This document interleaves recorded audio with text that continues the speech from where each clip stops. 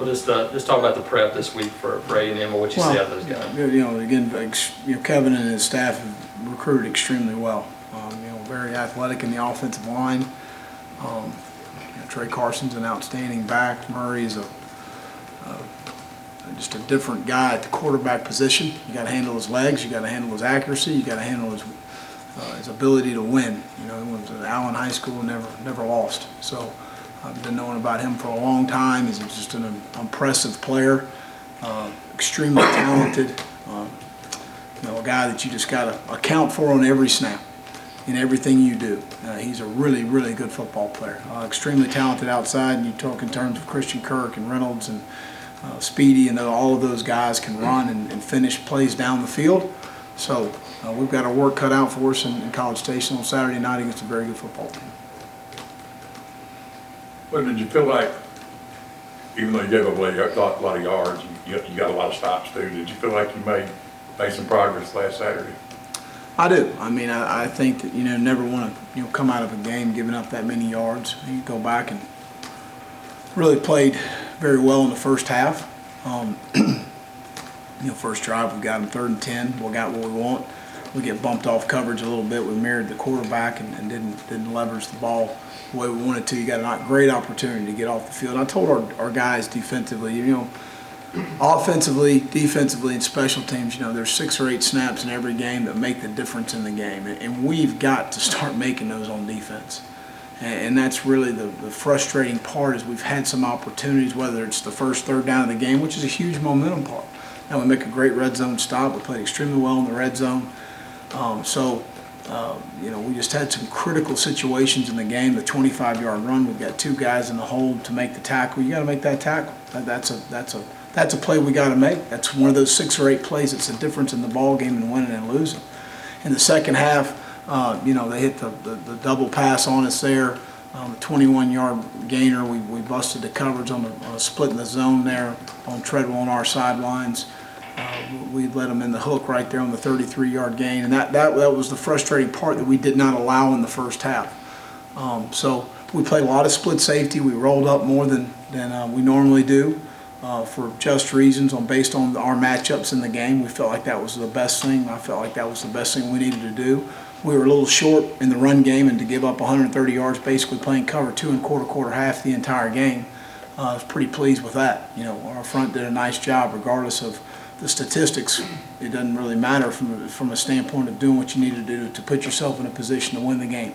And we had that opportunity defensively and didn't get it done. So again, very frustrated for our players, but you got to continue to build on the positives and the things that we have accomplished, and playing well in the red zone. As far as scores are concerned, what the improvements we've made there, very pleased with, and I think we've continued to improve throughout the year. Certainly, Carl gave us a shot of energy, more mentally probably than anything, as far as our being a leader and a really good football player. So again, we came up short, so that's the bottom line. Has Devereaux Lawrence really stepped up in your eyes? He played his best game Saturday. It was a big play on the 4th down play. Probably was the difference in him making the first down and not. It's a great effort play. Very pleased with how he continues to develop, and I think that again, guys just continuing to come around and improve his work habits, improve his.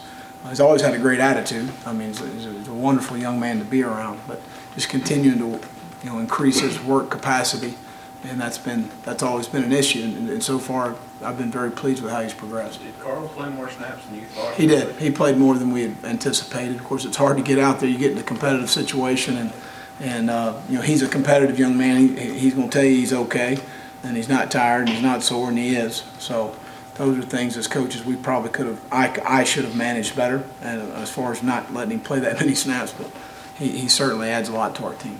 Do you know how many snaps that was with? I want to say it was 52, Brian, but I'm not positive. I don't have it in front of me. It was in the 50s, early 50s. We were thinking more of 30, 35, and definitely 3rd downs, situational, 1 minute. So I don't. That was a little more than we thought, but Dr. Andrews cleared him, and he's the best orthopedic in the world, not in Lee County. So we felt pretty good about his advice. He said he felt like he was a little bit out of shape, obviously. Well, again, Is it's he all. doing anything different this week to make up for that lost time? No, just continuing to practice. He was unable to practice all that time, so carrying the pads, going into a game situation, playing at Jordan Hare. I mean, all of those things, all the emotions, and a guy that, obviously is a excitable young man to go play. He loves that part of it. So I think all of those things combined certainly took a lot out of him, and obviously, as many throws that were thrown in the game, the most exerting thing in football is pass rush, and so he certainly gave a great effort. He was also really apologetic after the game when we were talking just about the game itself and then just his ability to contribute. I mean, how do you feel about him being? Well, again, he's a guy that's worried about his team and his teammates, and is very unselfish.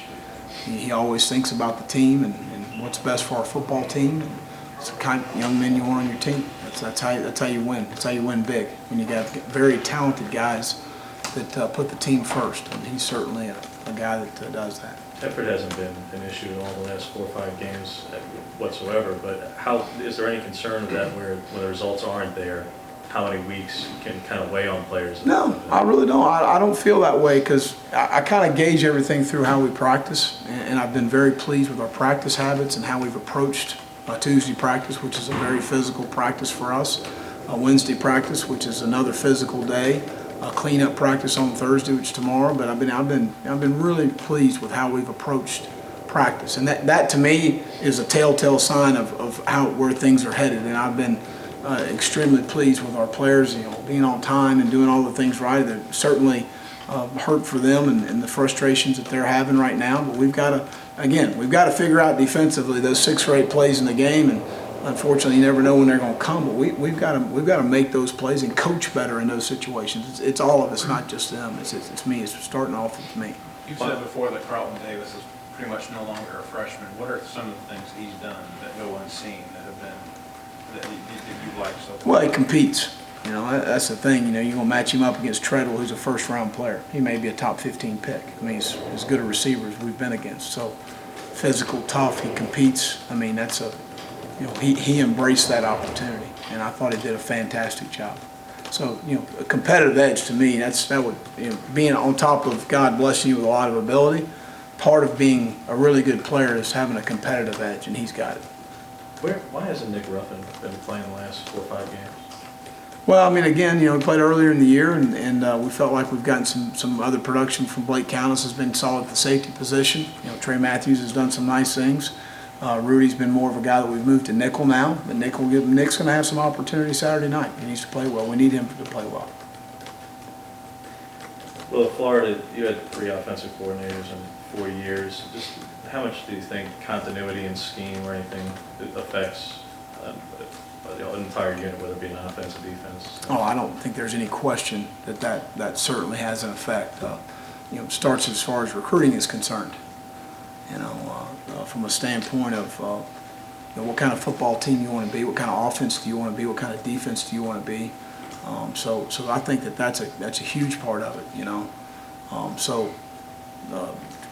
Recruiting the type of young man to fit in your scheme and your system, from a pass rush standpoint, from a run stopping standpoint, from a linebacker standpoint, from a coverage standpoint.